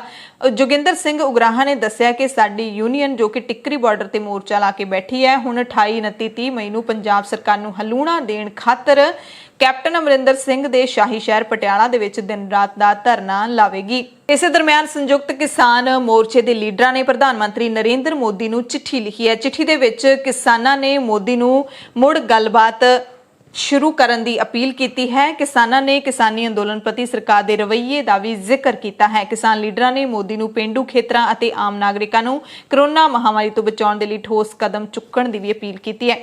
ਚਿੱਠੀ ਦੇ ਵਿੱਚ ਕਿਸਾਨ ਲੀਡਰਾਂ ਨੇ ਮੋਦੀ ਨੂੰ ਕਿਹਾ ਕਿ ਦੁਨੀਆ ਦਾ ਸਭ ਤੋਂ ਵੱਡਾ ਲੋਕਤੰਤਰ ਹੋਣ ਕਰਕੇ ਸਰਕਾਰ ਨੂੰ ਸੰਜੀਦਗੀ ਦਿਖਾਉਣੀ ਚਾਹੀਦੀ ਹੈ, ਕਿਸਾਨਾਂ ਦੀਆਂ ਮੰਗਾਂ ਤੇ ਵਿਚਾਰ ਕਰਨਾ ਚਾਹੀਦਾ ਹੈ। ਬਹੁਤ ਹੋ ਗਿਆ, ਕਿਸਾਨਾਂ ਵੱਲੋਂ ਨਕਾਰੇ ਗਏ ਖੇਤੀ ਕਾਨੂੰਨਾਂ ਨੂੰ ਲਾਗੂ ਨਹੀਂ ਕਰਨਾ ਚਾਹੀਦਾ ਕਿਉਂਕਿ ਇਹ ਦੇਸ਼ ਦੇ ਲੋਕਤੰਤਰੀ ਅਤੇ ਮਨੁੱਖੀ ਕਦਰਾਂ ਕੀਮਤਾਂ ਦੇ ਖਿਲਾਫ ਨੇ। ਨਾਲ ਇਹ ਵੀ ਦੱਸ ਦਿੱਤਾ ਮੋਦੀ ਨੂੰ ਇਸ ਚਿੱਠੀ ਦੇ ਵਿੱਚ ਕਿਸਾਨਾਂ ਨੇ ਕਿ ਜਦੋਂ ਤੱਕ ਖੇਤੀ ਕਾਨੂੰਨ ਰੱਦ ਨਹੀਂ ਹੁੰਦੇ ਅਸੀਂ ਆਪਣਾ ਸ਼ਾਂਤਮਈ ਪ੍ਰਦਰਸ਼ਨ ਇਸੇ ਤਰ੍ਹਾਂ ਜਾਰੀ ਰੱਖਾਂਗੇ। ਕਿਸਾਨਾਂ ਨੇ ਵਾਤਾਵਰਣ ਪ੍ਰੇਮੀ ਤੇ ਅੰਦੋਲਨਕਾਰੀ ਸੁੰਦਰ ਲਾਲ ਬਹੁਗੁਣਾ ਦੇ ਮੌਤ ਤੇ ਵੀ ਦੁੱਖ ਦਾ ਪ੍ਰਗਟਾਵਾ ਕੀਤਾ ਹੈ। ਐਮਰਜੈਂਸੀ ਬੁਲੇਟਿਨ ਦੇ ਵਿੱਚ ਪੂਰੇ ਭਾਰਤ ਦੀਆਂ ਅਹਿਮ ਤੇ ਵੱਡੀਆਂ ਖਬਰਾਂ। ਸਭ ਤੋਂ ਪਹਿਲੀ ਖਬਰ ਗੋਆ ਤੋਂ ਹੈ, ਜਿੱਥੇ ਇੱਕ ਅਦਾਲਤ ਨੇ ਪੱਤਰਕਾਰ ਤੇ ਤਹਿਲਕਾ ਮੈਗਜ਼ੀਨ ਦੇ ਸਾਬਕਾ ਸੰਪਾਦਕ ਤਰੁਣ ਤੇਜਪਾਲ ਨੂੰ ਬਲਾਤਕਾਰ ਦੇ ਇਲਜ਼ਾਮਾਂ ਤੋਂ ਬਰੀ ਕਰ ਦਿੱਤਾ ਹੈ। ਤਰੁਣ ਤੇਜਪਾਲ ਉਹ ਪੱਤਰਕਾਰ ਨੇ ਜਿਸ ਕਾਰਨ ਐਨਡੀਏ ਸਰਕਾਰ ਮੁਸ਼ਕਲਾਂ ਦੇ ਵਿੱਚ ਘਿਰ ਗਈ ਸੀ ਤੇ ਰੱਖਿਆ ਮੰਤਰੀ ਤੱਕ ਨੂੰ ਅਸਤੀਫਾ ਦੇਣਾ ਪਿਆ ਸੀ। ਤਰੁਣ ਤੇਜਪਾਲ ਖਿਲਾਫ ਆਪਣੀ ਸਹਿਕਰਮੀ ਦੇ ਨਾਲ ਬਲਾਤਕਾਰ ਦੇ ਇਲਜ਼ਾਮ ਲੱਗੇ ਸੀ। ਪੀੜਤਾ ਨੇ ਤਰੁਣ ਤੇਜਪਾਲ ਤੇ ਇਲਜ਼ਾਮ ਲਾਇਆ ਸੀ ਕਿ ਨਵੰਬਰ 2013 ਦੇ ਵਿੱਚ ਤਹਿਲਕਾ ਮੈਗਜ਼ੀਨ ਦੇ ਵੱਲੋਂ ਰੱਖੇ ਇੱਕ ਇਵੈਂਟ ਦੇ ਵਿੱਚ ਉਸ ਦੇ ਨਾਲ ਬਦਸਲੂਕੀ ਹੋਈ ਸੀ। ਤਰੁਣਪਾਲ ਨੂੰ ਕੇਸ ਦੇ ਵਿੱਚ 3 ਨਵੰਬਰ 2013 ਨੂੰ ਗ੍ਰਿਫਤਾਰ ਕੀਤਾ ਗਿਆ ਸੀ। ਆਈਪੀਸੀ ਦੀ ਧਾਰਾ 341 ਗਲਤ ਤਰੀਕੇ ਦੇ ਨਾਲ ਕਾਬੂ ਕਰਨਾ, ਧਾਰਾ 342 ਗਲਤ ਤਰੀਕੇ ਨਾਲ ਬੰਦੀ ਬਣਾਉਣਾ, ਧਾਰਾ 354A ਕਿਸੇ ਔਰਤ ਨਾਲ ਜਿਨਸੀ ਦੁਰਵਿਵਹਾਰ ਕਰਨਾ ਤੇ ਉਸ ਦਾ ਕੁਆਰਾਪਣ ਭੰਗ ਕਰਨ ਦੀ ਕੋਸ਼ਿਸ਼ ਕਰਨਾ, ਧਾਰਾ 376 ਬਲਾਤਕਾਰ, ਇਹ ਸਾਰੀਆਂ ਧਾਰਾਵਾਂ ਲਾਈਆਂ ਗਈਆਂ ਸੀ। ਗੋਆ ਕ੍ਰਾਈਮ ਬ੍ਰਾਂਚ ਦਾ ਕਹਿਣਾ ਸੀ ਕਿ ਹੋਟਲ ਦੀ ਲਿਫਟ ਦੇ ਅੰਦਰ ਸੀਸੀਟੀਵੀ ਕੈਮਰੇ ਨਹੀਂ ਲੱਗੇ ਸੀ, ਪਰ ਲਿਫਟ ਦੇ ਬਾਹਰ ਲੱਗੇ ਕੈਮਰਿਆਂ ਤੋਂ ਜੁਰਮ ਦੇ ਹੋਣ ਬਾਰੇ ਪਤਾ ਲੱਗਦਾ ਹੈ। ਤੇਜਪਾਲ ਖਿਲਾਫ ਅਪਰਾਧਿਕ ਸੋਧ ਕਾਨੂੰਨ 2013 ਦੀ ਧਾਰਾ 376(2) ਦੇ ਅਧੀਨ ਵੀ ਇਲਜ਼ਾਮ ਲਾਇਆ ਗਿਆ ਸੀ। ਇਸ ਧਾਰਾ ਦਾ ਮਤਲਬ ਹੁੰਦਾ ਹੈ ਕਿ ਇੱਕ ਅਜਿਹੇ ਵਿਅਕਤੀ ਦੇ ਵੱਲੋਂ ਬਲਾਤਕਾਰ ਕਰਨ ਦੀ ਕੋਸ਼ਿਸ਼ ਕੀਤੀ ਗਈ ਜੋ ਔਰਤ ਨੂੰ ਕਾਬੂ ਕਰਨ ਦੀ ਹਾਲਤ ਵਿੱਚ ਹੋਵੇ, ਜਾਣੀ ਕਿ ਔਰਤ ਤੋਂ ਜ਼ਿਆਦਾ ਤਗੜਾ ਹੋਵੇ, ਮਜ਼ਬੂਤ ਹੋਵੇ। ਉਹਨਾਂ ਉੱਪਰ ਇਹ ਇਲਜ਼ਾਮ ਵੀ ਲਾਇਆ ਗਿਆ ਕਿ ਉਹਨਾਂ ਨੇ ਇੱਕ ਅਜਿਹੀ ਔਰਤ ਨਾਲ ਰੇਪ ਕੀਤਾ ਜੋ ਉਸ ਨੂੰ ਆਪਣਾ ਰਾਖਾ ਮੰਨਦੀ ਸੀ। ਪੁਲਿਸ ਨੇ ਅਦਾਲਤ ਸਾਹਮਣੇ ਲਗਭਗ 3000 ਪੇਜਾਂ ਦੀ ਚਾਰਜ ਸ਼ੀਟ ਪੇਸ਼ ਕੀਤੀ ਸੀ। ਸਰਕਾਰੀ ਪੱਖ ਤੋਂ ਇਲਾਵਾ 156 ਗਵਾਹਾਂ ਦੀ ਸੂਚੀ ਵੀ ਅਦਾਲਤ ਨੂੰ ਦਿੱਤੀ ਸੀ, ਜਿਨ੍ਹਾਂ ਵਿੱਚੋਂ 70 ਦੇ ਇੱਕ ਵਾਰੀ ਫਿਰ ਤੋਂ ਜਾਂ ਕਹਿ ਲਈਏ ਕਿ ਦੁਬਾਰਾ ਤੋਂ ਬਿਆਨ ਲਏ ਗਏ ਸੀ। ਮਾਮਲੇ ਦੀ ਸੁਣਵਾਈ ਇਨ ਕੈਮਰਾ ਸੀ, ਯਾਨੀ ਕਿ ਪੱਤਰਕਾਰ ਸੁਣਵਾਈ ਸਮੇਂ ਅਦਾਲਤ ਵਿੱਚ ਮੌਜੂਦ ਨਹੀਂ ਸੀ। ਤੇਜਪਾਲ ਨੇ ਸ਼ੁਰੂ ਦੇ ਵਿੱਚ ਤਾਂ ਇਲਜ਼ਾਮਾਂ ਦਾ ਖੰਡਨ ਕੀਤਾ ਸੀ ਕਿ ਉਸਨੇ ਅਜਿਹਾ ਨਹੀਂ ਕੀਤਾ। ਫਿਰ ਉਸਨੇ ਜਾਂਚ ਅਧਿਕਾਰੀਆਂ ਨੂੰ ਸੀਸੀਟੀਵੀ ਫੁਟੇਜ ਦੀ ਜਾਂਚ ਕਰਨ ਦੀ ਅਪੀਲ ਕਰ ਦਿੱਤੀ ਸੀ ਤਾਂ ਜੋ ਸਹੀ ਘਟਨਾ ਸਾਹਮਣੇ ਆ ਸਕੇ। ਤੇਜਪਾਲ ਨੇ ਇਹ ਵੀ ਕਿਹਾ ਸੀ ਉਸ ਵਕਤ ਕਿ ਇਹ ਕੇਸ ਮੇਰੇ ਖਿਲਾਫ ਬੀਜੇਪੀ ਦੀ ਅਗਵਾਈ ਵਾਲੀ ਤਤਕਾਲੀ ਗੋਆ ਸਰਕਾਰ ਨੇ ਸਿਆਸੀ ਬਦਲਾਖੋਰੀ ਦੀ ਭਾਵਨਾ ਤਹਿਤ ਦਰਜ ਕੀਤਾ ਹੈ। ਇਹ ਕੇਸ ਉਸ ਵਕਤ ਚਰਚਾ ਦੇ ਵਿੱਚ ਆਇਆ ਸੀ ਜਦੋਂ ਦਿੱਲੀ ਦੇ ਨਿਰਭਇਆ ਕਾਂਡ ਦੀ ਚਰਚਾ ਚੱਲ ਰਹੀ ਸੀ। ਔਰਤਾਂ ਦੇ ਜਿਨਸੀ ਸ਼ੋਸ਼ਣ ਦੇ ਮਾਮਲੇ ਚਰਚਾ ਵਿੱਚ ਸਨ। ਲੋਕਾਂ ਨੇ ਉਸ ਵਕਤ ਇਹ ਵੀ ਕਿਹਾ ਸੀ, ਕੁਝ ਲੋਕਾਂ ਨੇ, ਕਿ ਤਹਿਲਕਾ ਜਿਹੜਾ ਕਿ ਖੁਦ ਔਰਤਾਂ ਦੇ ਸ਼ੋਸ਼ਣ ਦੇ ਖਿਲਾਫ ਲਿਖਦਾ ਹੈ, ਉਸਦੇ ਸੰਪਾਦਕ ਤੇ ਹੀ ਰੇਪ ਦੇ ਇਲਜ਼ਾਮ ਲੱਗੇ ਨੇ। ਬੀਜੇਪੀ ਤੇ ਵਿਸ਼ਵ ਹਿੰਦੂ ਪ੍ਰੀਸ਼ਦ ਦੇ ਇਸਤਰੀ ਵਿੰਗਾਂ ਦੇ ਵੱਲੋਂ ਤੇਜਪਾਲ ਦੀ ਗ੍ਰਿਫਤਾਰੀ ਲਈ ਉਸ ਵਕਤ ਰੋਸ ਮੁਜ਼ਾਹਰੇ ਕੀਤੇ ਗਏ ਸੀ। ਫਿਰ 3 ਨਵੰਬਰ 2013 ਨੂੰ ਤੇਜਪਾਲ ਨੂੰ ਗ੍ਰਿਫਤਾਰ ਕੀਤਾ ਗਿਆ। 7 ਮਹੀਨਿਆਂ ਬਾਅਦ ਜ਼ਮਾਨਤ ਤੇ ਰਿਹਾ ਕਰ ਦਿੱਤਾ ਗਿਆ ਸੀ। ਬਾਅਦ ਵਿੱਚ ਤੇਜਪਾਲ ਨੇ ਸੁਪਰੀਮ ਕੋਰਟ ਵਿੱਚ ਅਪੀਲ ਦਾਇਰ ਕਰਕੇ ਆਪਣੇ ਤੇ ਲੱਗੇ ਇਲਜ਼ਾਮ ਕੁਐਸ਼ ਕਰਵਾਉਣ ਦੀ ਅਸਫਲ ਕੋਸ਼ਿਸ਼ ਵੀ ਕੀਤੀ ਸੀ, ਯਾਨੀ ਕਿ ਇਲਜ਼ਾਮ ਕੁਐਸ਼ ਨਹੀਂ ਹੋਏ ਸੀ। ਤਹਿਲਕਾ ਮੈਗਜ਼ੀਨ ਦੇ ਇੱਕ ਸਟਿੰਗ ਨੇ ਤਤਕਾਲੀ ਅਟਲ ਬਿਹਾਰੀ ਵਾਜਪਾਈ ਦੀ ਸਰਕਾਰ ਨੂੰ ਮੁਸ਼ਕਲਾਂ ਦੇ ਵਿੱਚ ਪਾ ਦਿੱਤਾ ਸੀ। ਉਸ ਵੇਲੇ ਰੱਖਿਆ ਮੰਤਰੀ ਜਾਰਜ ਫਰਨਾਂਡੇਜ਼ ਹੁੰਦੇ ਸੀ ਤੇ ਉਹਨਾਂ ਨੂੰ ਅਹੁਦੇ ਤੋਂ ਅਸਤੀਫਾ ਵੀ ਦੇਣਾ ਪਿਆ ਸੀ।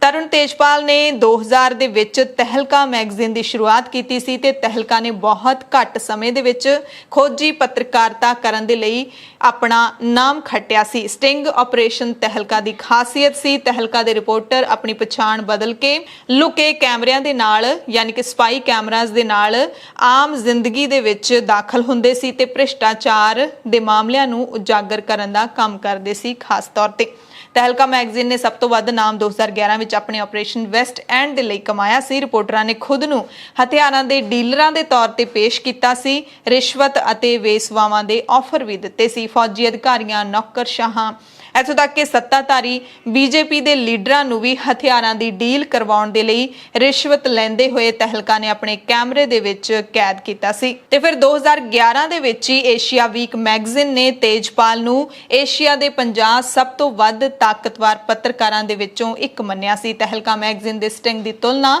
ਬਰਤਾਨੀਆ ਦੇ ਗਾਰਡੀਅਨ ਅਖਬਾਰ ਨੇ ਅਮਰੀਕਾ ਦੇ ਵਾਟਰਗੇਟ ਮਾਮਲੇ ਦੇ ਨਾਲ ਕੀਤੀ ਸੀ। ਸਾਬਕਾ ਫੌਜੀ ਅਫਸਰ ਦੇ ਪੁੱਤਰ ਤਰੁਣ ਤੇਜਪਾਲ ਨੇ ਪੰਜਾਬ ਯੂਨੀਵਰਸਿਟੀ ਚੰਡੀਗੜ੍ਹ ਤੋਂ ਗ੍ਰੈਜੂਏਸ਼ਨ ਕੀਤੀ ਸੀ। ਤਹਿਲਕਾ ਤੋਂ ਪਹਿਲਾਂ ਉਹਨਾਂ ਨੇ ਆਊਟਲੁੱਕ ਅਤੇ ਇੰਡੀਆ ਟੁਡੇ ਦੇ ਵਿੱਚ ਕੰਮ ਕੀਤਾ ਸੀ। ਪਟਨਾ ਹਾਈ ਕੋਰਟ ਨੇ 18 ਮਾਰਚ 1999 ਨੂੰ ਵਾਪਰੇ ਸੇਨਾਰੀ ਕਤਲੇਆਮ ਦੇ ਵਿੱਚ ਸਾਰੇ 13 ਦੋਸ਼ੀਆਂ ਨੂੰ ਬਰੀ ਕਰ ਦਿੱਤਾ ਹੈ। ਹੇਠਲੀ ਅਦਾਲਤ ਨੇ 2016 ਦੇ ਵਿੱਚ ਇਹਨਾਂ 13 ਦੋਸ਼ੀਆਂ ਦੇ ਵਿੱਚੋਂ 10 ਨੂੰ ਫਾਂਸੀ ਦੀ ਸਜ਼ਾ ਅਤੇ 3 ਨੂੰ ਉਮਰ ਕੈਦ ਦੀ ਸਜ਼ਾ ਸੁਣਾਈ ਸੀ। ਬਿਹਾਰ ਦੇ ਅਰਵਲ ਜ਼ਿਲ੍ਹੇ ਦੇ ਸੇਨਾਰੀ ਪਿੰਡ ਦੇ ਵਿੱਚ 18 ਮਾਰਚ 1999 ਨੂੰ ਰਾਤ ਨੂੰ ਇੱਕ ਖਾਸ ਅਗੜੀ ਜਾਤੀ ਦੇ 34 ਲੋਕਾਂ ਨੂੰ ਗਲਾ ਵੱਢ ਕੇ ਕਤਲ ਕਰ ਦਿੱਤਾ ਗਿਆ ਸੀ। ਉਸ ਵਕਤ ਰਾਤ ਤਕਰੀਬਨ 8 ਵਜੇ ਦੇ ਆਸ-ਪਾਸ ਪਿੰਡ ਦੇ 34 ਲੋਕਾਂ ਨੂੰ ਠਾਕੁਰਬਾੜੀ ਮੰਦਰ ਦੇ ਕੋਲੇ ਬੁਲਾ ਕੇ ਕਤਲ ਕਰ ਦਿੱਤਾ ਗਿਆ ਸੀ ਤੇ ਹੁਣ ਸਾਰੇ 13 ਦੋਸ਼ੀਆਂ ਨੂੰ ਬਰੀ ਕਰ ਦਿੱਤਾ ਹੈ। ਪੱਛਮੀ ਬੰਗਾਲ ਦੀ ਮੁੱਖ ਮੰਤਰੀ ਮਮਤਾ ਬੈਨਰਜੀ ਭਵਾਨੀਪੁਰ ਅਸੈਂਬਲੀ ਹਲਕੇ ਤੋਂ ਚੋਣ ਲੜਨਗੇ। ਟੀਐਮਸੀ ਦੇ ਸੀਨੀਅਰ ਲੀਡਰ ਅਤੇ ਬੰਗਾਲ ਸਰਕਾਰ ਦੇ ਵਿੱਚ ਮੰਤਰੀ ਸ਼ੋਭਨਦੇਵ ਚੱਟੋਪਾਧਿਆਏ ਨੇ ਅਸਤੀਫਾ ਦੇ ਕੇ ਪਾਰਟੀ ਸੁਪਰੀਮੋ ਦੇ ਲਈ ਇਹ ਸੀਟ ਛੱਡ ਦਿੱਤੀ ਹੈ। ਦਰਅਸਲ ਮਮਤਾ ਬੈਨਰਜੀ ਨੇ ਅਸੈਂਬਲੀ ਚੋਣਾਂ ਦੌਰਾਨ ਨੰਦੀਗ੍ਰਾਮ ਹਲਕੇ ਤੋਂ ਚੋਣ ਲੜੀ ਸੀ, ਪਰ ਉਹ ਆਪਣੇ ਪੁਰਾਣੇ ਸਾਥੀ ਤੇ ਹੁਣ ਬੀਜੇਪੀ ਦੇ ਵਿੱਚ ਸ਼ਾਮਿਲ ਹੋਏ ਲੀਡਰ ਸ਼ੁਵੇਂਦੂ ਅਧਿਕਾਰੀ ਤੋਂ ਮਾਮੂਲੀ ਨਿੱਕੇ ਜਿਹੇ ਅੰਤਰ ਨਾਲ ਚੋਣ ਹਾਰ ਗਏ ਨੇ ਤੇ ਮੁੱਖ ਮੰਤਰੀ ਬਣਨ ਤੋਂ ਬਾਅਦ ਜ਼ਰੂਰੀ ਹੁੰਦਾ ਹੈ ਸੰਵਿਧਾਨਿਕ ਤੌਰ ਤੇ ਕਿ 6 ਮਹੀਨਿਆਂ ਦੇ ਅੰਦਰ ਅੰਦਰ ਉਹਨਾਂ ਨੂੰ ਕਿਸੇ ਨਾ ਕਿਸੇ ਹਲਕੇ ਤੋਂ ਚੋਣ ਜਿੱਤਣੀ ਲਾਜ਼ਮੀ ਹੈ, ਨਹੀਂ ਤਾਂ ਉਹਨਾਂ ਨੂੰ ਆਪਣਾ ਅਹੁਦਾ ਛੱਡਣਾ ਪਵੇਗਾ। ਪ੍ਰਧਾਨ ਮੰਤਰੀ ਨਰਿੰਦਰ ਮੋਦੀ ਨੇ ਆਪਣੇ ਲੋਕ ਸਭਾ ਹਲਕੇ ਵਾਰਾਣਸੀ ਦੇ ਡਾਕਟਰਾਂ, ਨਰਸਾਂ ਤੇ ਹੋਰ ਮੈਡੀਕਲ ਸਟਾਫ ਦੇ ਵੱਲੋਂ ਕੋਵਿਡ ਦੇ ਟਾਕਰੇ ਲਈ ਕੀਤੇ ਯਤਨਾਂ ਦੀ ਰੱਜ ਕੇ ਸ਼ਲਾਘਾ ਕੀਤੀ। ਇਸ ਮੌਕੇ ਵਰਚੁਅਲ ਮੀਟਿੰਗ ਦੌਰਾਨ ਨਰਿੰਦਰ ਮੋਦੀ ਜੀ ਭਾਵੁਕ ਵੀ ਹੋ ਗਏ ਤੇ ਕੋਵਿਡ ਦੇ ਟਾਕਰੇ ਦੇ ਯਤਨਾਂ ਦੀ ਉਹ ਸ਼ਲਾਘਾ ਕਰ ਰਹੇ ਸੀ ਡਾਕਟਰਾਂ ਤੇ ਫਰੰਟ ਲਾਈਨ ਵਰਕਰਾਂ ਦੇ ਨਾਲ। ਪ੍ਰਧਾਨ ਮੰਤਰੀ ਮੋਦੀ ਨੇ ਇੱਕ ਹੋਰ ਨਵਾਂ ਨਾਰਾ ਦਿੱਤਾ ਹੈ, ਜਹਾਂ ਬਿਮਾਰ ਵਹੀਂ ਉਪਚਾਰ। ਇਸ ਦੇ ਨਾਲ ਹੀ ਕੋਵਿਡ ਦੀ ਦੂਸਰੀ ਲਹਿਰ ਕਰਕੇ ਮੁਲਕ ਦੇ ਸਿਹਤ ਪ੍ਰਬੰਧ ਤੇ ਪਏ ਦਬਾਅ ਨੂੰ ਘਟਾਉਣ ਦੇ ਵਿੱਚ ਮਦਦ ਮਿਲੇਗੀ, ਇਹ ਕਹਿਣਾ ਹੈ ਨਰਿੰਦਰ ਮੋਦੀ ਦਾ। ਇਸ ਤੋਂ ਪਹਿਲਾਂ ਲਗਾਤਾਰ ਉਹ ਇੱਕ ਨਾਰਾ ਦਿੰਦੇ ਨੇ, ਦਵਾਈ ਵੀ ਅਤੇ ਕਰੜਾਈ ਵੀ। ਉਸ ਤੋਂ ਬਾਅਦ ਜਹਾਂ ਬਿਮਾਰ ਵਹੀਂ ਉਪਚਾਰ ਦਾ ਨਾਰਾ ਦਿੱਤਾ ਗਿਆ। ਭਾਰਤੀ ਰਿਜ਼ਰਵ ਬੈਂਕ ਨੇ ਆਪਣੇ ਕੋਲ ਵਾਧੂ ਪਏ 99,122 ਕਰੋੜ ਰੁਪਏ 31 ਮਾਰਚ 2021 ਨੂੰ ਖਤਮ ਹੋਣ ਵਾਲੇ 9 ਮਹੀਨਿਆਂ ਦੇ ਅਰਸੇ ਦੇ ਲਈ ਸਰਕਾਰ ਨੂੰ ਤਬਦੀਲ ਕਰਨ ਦੀ ਪ੍ਰਵਾਨਗੀ ਦੇ ਦਿੱਤੀ ਹੈ। ਆਰਬੀਆਈ ਨੇ ਦਾਅਵਾ ਕੀਤਾ ਹੈ ਕਿ ਵਾਧੂ ਪਈ ਰਕਮ ਨੂੰ ਤਬਦੀਲ ਕਰਨ ਦਾ ਫੈਸਲਾ ਆਰਬੀਆਈ ਦੇ ਡਾਇਰੈਕਟਰਾਂ ਦੇ ਕੇਂਦਰੀ ਬੋਰਡ ਦੀ ਵਰਚੁਅਲ ਮੀਟਿੰਗ ਦੇ ਵਿੱਚ ਲਿਆ ਗਿਆ। ਐਨਡੀਆਰਐਫ ਨੇ ਚੱਕਰਵਾਤੀ ਤੂਫਾਨ ਯਾਸ ਦੇ ਟਾਕਰੇ ਲਈ ਹੁਣ ਪੱਛਮੀ ਬੰਗਾਲ ਤੇ ਉੜੀਸਾ ਦੇ ਵਿੱਚ ਆਪਣੀਆਂ ਟੀਮਾਂ ਤਾਇਨਾਤ ਕਰਨੀਆਂ ਸ਼ੁਰੂ ਕਰ ਦਿੱਤੀਆਂ ਨੇ। ਯਾਸ ਦੇ ਇਹਨਾਂ ਸੂਬਿਆਂ ਦੇ ਪੂਰਬੀ ਸਾਹਿਲਾਂ ਦੇ ਉੱਤੇ 26 ਤੋਂ 27 ਮਈ ਤੱਕ ਟਕਰਾਉਣ ਦੀ ਉਮੀਦ ਹੈ। ਐਨਡੀਆਰਐਫ ਨੇ ਚੱਕਰਵਾਤੀ ਤੂਫਾਨ ਤਾਉਤੇ ਦੀ ਮਾਰ ਹੇਠ ਆਏ ਸੂਬਿਆਂ ਦੇ ਵਿੱਚ ਰਾਹਤ ਕਾਰਜਾਂ ਦੇ ਵਿੱਚ ਜੁਟੀਆਂ ਆਪਣੀਆਂ ਕੁਝ ਟੀਮਾਂ ਨੂੰ ਵਾਪਸ ਸੱਦ ਲਿਆ, ਯਾਨੀ ਕਿ ਹੁਣ ਤਾਊਤੇ ਤੋਂ ਬਾਅਦ ਇੱਕ ਹੋਰ ਚੱਕਰਵਾਤੀ ਤੂਫਾਨ ਯਾਸ ਵੀ ਆਉਣ ਵਾਲਾ ਹੈ। ਬੁਲੇਟਿਨ ਦੇ ਵਿੱਚ ਕੁਝ ਖਾਸ ਤੇ ਵੱਡੀਆਂ ਖਬਰਾਂ ਪੂਰੀ ਦੁਨੀਆ ਤੋਂ। ਸਭ ਤੋਂ ਪਹਿਲੀ ਤੇ ਵੱਡੀ ਖਬਰ, ਰੋਜ਼ਾਨਾ ਆਪਾਂ ਖਬਰਾਂ ਪੜ੍ਹਦੇ ਸੀ, ਇਜ਼ਰਾਈਲ ਅਤੇ ਫਲਸਤੀਨ ਦੇ ਵਿਚਕਾਰ ਅੱਜ ਵੀ ਯੁੱਧ ਜਾਰੀ ਹੈ, ਅੱਜ ਵੀ ਇੰਨੇ ਲੋਕਾਂ ਦੀ ਮੌਤ ਹੋ ਗਈ ਹੈ। ਪਰ ਅੱਜ ਰਾਹਤ ਭਰੀ ਖਬਰ ਹੈ ਕਿ ਦੋਵੇਂ ਮੁਲਕਾਂ ਦੇ ਵਿਚਾਲੇ ਜੰਗਬੰਦੀ ਸ਼ੁਰੂ ਹੋ ਗਈ ਹੈ। ਮਿਸਰ ਦੇ ਦਖਲ ਦੇ ਨਾਲ ਇਜ਼ਰਾਈਲ ਤੇ ਹਮਾਸ ਦੇ ਦਰਮਿਆਨ ਅਸਥਾਈ ਜੰਗਬੰਦੀ ਦਾ ਅਮਲ ਅੱਜ ਤੜਕੇ 2 ਵਜੇ ਤੋਂ ਲਾਗੂ ਹੋਇਆ ਹੈ। ਹਾਲਾਂਕਿ ਹਮਾਸ ਨੇ ਚੇਤਾਵਨੀ ਦਿੱਤੀ ਹੈ ਕਿ ਅਸੀਂ ਹਲੇ ਆਪਣੇ ਟ੍ਰਿਗਰ ਤੋਂ ਉਂਗਲਾਂ ਨਹੀਂ ਚੁੱਕੀਆਂ ਨੇ, ਯਾਨੀ ਕਿ ਕਿਸੇ ਵੀ ਹਮਲੇ ਦਾ ਮੂੰਹ ਤੋੜ ਜਵਾਬ ਦੇਣ ਦੇ ਲਈ ਅਸੀਂ ਤਿਆਰ ਹਾਂ। ਹਮਾਸ ਨੇ ਮੰਗ ਕੀਤੀ ਹੈ ਕਿ ਇਜ਼ਰਾਈਲ ਯਰੂਸ਼ਲਮ ਦੇ ਵਿੱਚ ਹਿੰਸਕ ਕਾਰਵਾਈਆਂ ਬੰਦ ਕਰੇ ਤੇ ਪਿਛਲੇ ਕਈ ਸਾਲਾਂ ਤੋਂ ਚੱਲ ਰਹੀ ਜੰਗ ਦੌਰਾਨ ਗਾਜ਼ਾ ਪੱਟੀ ਵਿੱਚ ਹੋਏ ਨੁਕਸਾਨ ਦੀ ਭਰਪਾਈ ਕਰੇ। ਅਸਥਾਈ ਜੰਗਬੰਦੀ ਤੋਂ ਬਾਅਦ ਗਾਜ਼ਾ ਪੱਟੀ ਦੇ ਵਿੱਚ ਜਸ਼ਨਾਂ ਦਾ ਮਾਹੌਲ ਹੈ। ਹਾਲਾਂਕਿ ਦੋਵੇਂ ਜਿਹੜੇ ਮੁਲਕ ਹੈਗੇ ਨੇ ਆਪੋ ਆਪਣੀ ਜਿੱਤ ਦਾ ਦਾਅਵਾ ਕਰ ਰਹੇ ਨੇ। ਇਜ਼ਰਾਈਲ ਨੂੰ ਲੱਗ ਰਿਹਾ ਅਸੀਂ ਜਿੱਤ ਗਏ ਹਾਂ ਤੇ ਗਾਜ਼ਾ ਨੇ ਕਿਹਾ ਕਿ ਅਸੀਂ ਜਿੱਤ ਗਏ ਹਾਂ। ਪਿਛਲੇ 11 ਦਿਨਾਂ ਤੋਂ ਜਾਰੀ ਜੰਗ ਦੌਰਾਨ 240 ਤੋਂ ਵੱਧ ਵਿਅਕਤੀਆਂ ਦੀ ਜਾਨ ਜਾਣ ਦੀਆਂ ਖਬਰਾਂ ਨੇ, ਜਿਨ੍ਹਾਂ ਵਿੱਚ 65 ਬੱਚੇ ਵੀ ਸ਼ਾਮਿਲ ਨੇ। ਗੋਲੀਬੰਦੀ ਸ਼ੁੱਕਰਵਾਰ ਤੜਕੇ ਯਾਨੀ ਕਿ ਅੱਜ ਤੜਕੇ ਲਾਗੂ ਹੋ ਚੁੱਕੀ ਹੈ। 11 ਦਿਨਾਂ ਤੋਂ ਜਾਰੀ ਬੰਬਾਰੀ ਬੰਦ ਹੋ ਚੁੱਕੀ ਹੈ। ਗਾਜ਼ਾ ਦੇ ਵਿੱਚ 10 ਮਈ ਨੂੰ ਜੰਗ ਛਿੜਿਆ ਸੀ। ਇਸ ਤੋਂ ਕਈ ਹਫ਼ਤੇ ਪਹਿਲਾਂ ਤੋਂ ਹੀ ਇਜ਼ਰਾਈਲ ਫਲਸਤੀਨ ਦੇ ਵਿਚਕਾਰ ਤਣਾਅ ਬਣਿਆ ਹੋਇਆ ਸੀ, ਜਿਸ ਦੇ ਨਤੀਜੇ ਵਜੋਂ ਮੁਸਲਮਾਨਾਂ ਤੇ ਯਹੂਦੀਆਂ ਦੋਵਾਂ ਵੱਲੋਂ ਸਤਿਕਾਰੇ ਜਾਂਦੇ ਇੱਕ ਪਵਿੱਤਰ ਥਾਂ ਅਲ ਅਕਸਾ ਮਸਜਿਦ ਦੇ ਉੱਤੇ ਹਿੰਸਾ ਕਈ ਵਾਰੀ ਹੋਈ।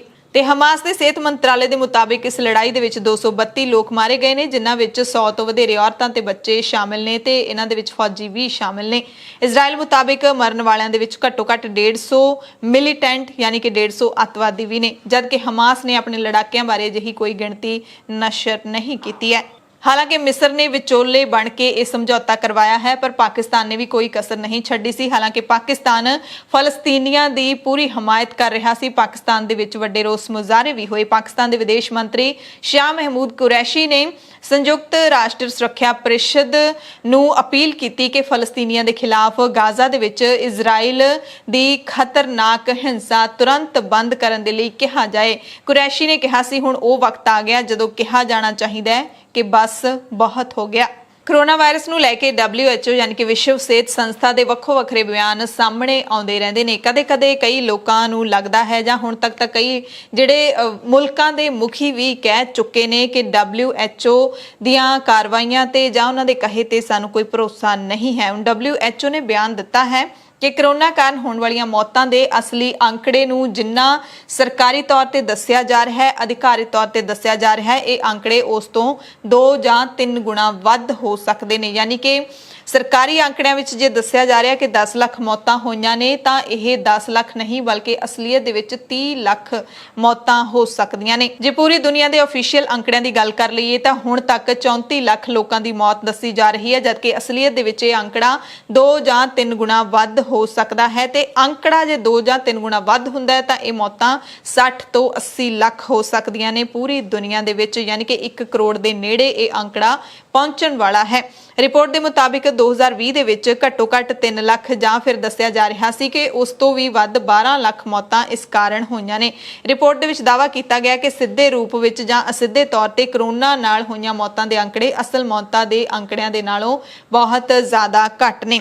ਹੋ ਸਕਦਾ ਹੈ ਬਿਲਕੁਲ ਜੋ WHO ਕਹਿ ਰਿਹਾ ਹੈ ਕਿ ਉਸ ਦੇ ਵਿੱਚ ਸੱਚਾਈ ਹੋਵੇ, ਕਿਉਂਕਿ ਦੂਸਰੀ ਲਹਿਰ ਦੇ ਵਿੱਚ ਇਕੱਲੇ ਆਪਣੇ ਮੁਲਕ ਦੀ ਗੱਲ ਕਰ ਲਈਏ ਤਾਂ ਪੰਜਾਬ ਹੀ ਨਹੀਂ ਬਲਕਿ ਦਿੱਲੀ ਅਤੇ ਹੋਰ ਸੂਬਿਆਂ ਦੇ ਵਿੱਚ ਵੀ ਅਜਿਹੀਆਂ ਗੱਲਾਂ ਜਿਹੜੀਆਂ ਅਦਾਲਤਾਂ ਤੱਕ ਨੇ ਇਹ ਗੱਲਾਂ ਚੁੱਕੀਆਂ ਨੇ। ਪ੍ਰਧਾਨ ਮੰਤਰੀ ਨਰਿੰਦਰ ਮੋਦੀ ਵੀ ਪਿਛਲੇ ਦਿਨੀ ਕਹਿ ਚੁੱਕੇ ਨੇ ਕਿ ਸੂਬੇ ਮੌਤਾਂ ਦੇ ਅੰਕੜੇ ਨਾ ਲੁਕਾਉਣ, ਜਿੰਨੀਆਂ ਮੌਤਾਂ ਹੋਈਆਂ ਨੇ ਉਨੇ ਅੰਕੜੇ ਹੀ ਜਾਰੀ ਕੀਤੇ ਜਾਣ। ਰਿਪੋਰਟ ਦੇ ਵਿੱਚ ਦਾਅਵਾ ਕੀਤਾ ਗਿਆ ਹੈ ਕਿ ਸਿੱਧੇ ਰੂਪ ਵਿੱਚ ਜਾਂ ਅਸਿੱਧੇ ਤੌਰ ਤੇ ਕਰੋਨਾ ਨਾਲ ਹੋਈਆਂ ਮੌਤਾਂ ਦੇ ਅੰਕੜੇ ਅਸਲ ਮੌਤਾਂ ਦੇ ਅੰਕੜਿਆਂ ਨਾਲੋਂ ਬਹੁਤ ਜ਼ਿਆਦਾ ਘੱਟ ਹਨ। ਸੋ WHO ਦਾ ਇਹ ਕਹਿਣਾ ਬਿਲਕੁਲ ਸਹੀ ਵੀ ਹੋ ਸਕਦਾ ਹੈ, ਕਿਉਂਕਿ ਜੇ ਆਪਣੇ ਮੁਲਕ ਦੀ ਗੱਲ ਕਰ ਲਈਏ, ਇਕੱਲੇ ਭਾਰਤ ਦੀ ਗੱਲ ਕਰ ਲਈਏ ਤਾਂ ਪੰਜਾਬ ਹੀ ਨਹੀਂ ਦਿੱਲੀ ਸਮੇਤ ਕਈ ਹੋਰ ਸੂਬਿਆਂ ਦੇ ਵਿੱਚ ਵੀ ਇਹ ਸਵਾਲ ਉੱਠਦੇ ਰਹੇ ਨੇ ਕਿ ਮੌਤਾਂ ਦੇ ਅਸਲ ਅੰਕੜੇ ਛੁਪਾਏ ਜਾ ਰਹੇ ਨੇ। ਪਿਛਲੇ ਦਿਨੀ ਤਾਂ ਇੱਕ ਅਦਾਲਤ ਨੇ ਵੀ ਇਹ ਕਹਿ ਦਿੱਤਾ ਸੀ ਕਿ ਮੌਤਾਂ ਦੇ ਅੰਕੜੇ ਨਾ ਲੁਕਾਏ ਜਾਣ। ਪ੍ਰਧਾਨ ਮੰਤਰੀ ਨਰਿੰਦਰ ਮੋਦੀ ਵੀ ਕਹਿ ਚੁੱਕੇ ਨੇ ਕਿ ਕੋਈ ਵੀ ਸੂਬਾ ਮੌਤਾਂ ਦੇ ਅੰਕੜੇ ਨਾ ਲੁਕਾਵੇ ਤੇ ਹੋ ਸਕਦਾ ਹੈ ਕਿ ਕਰੋਨਾ ਦੇ ਨਾਲ ਹੁਣ ਤੱਕ 34 ਲੱਖ ਲੋਕਾਂ ਦੀ ਮੌਤ ਨਹੀਂ ਬਲਕਿ 60 ਤੋਂ 80 ਲੱਖ ਮੌਤਾਂ ਹੋ ਸਕਦੀਆਂ ਨੇ।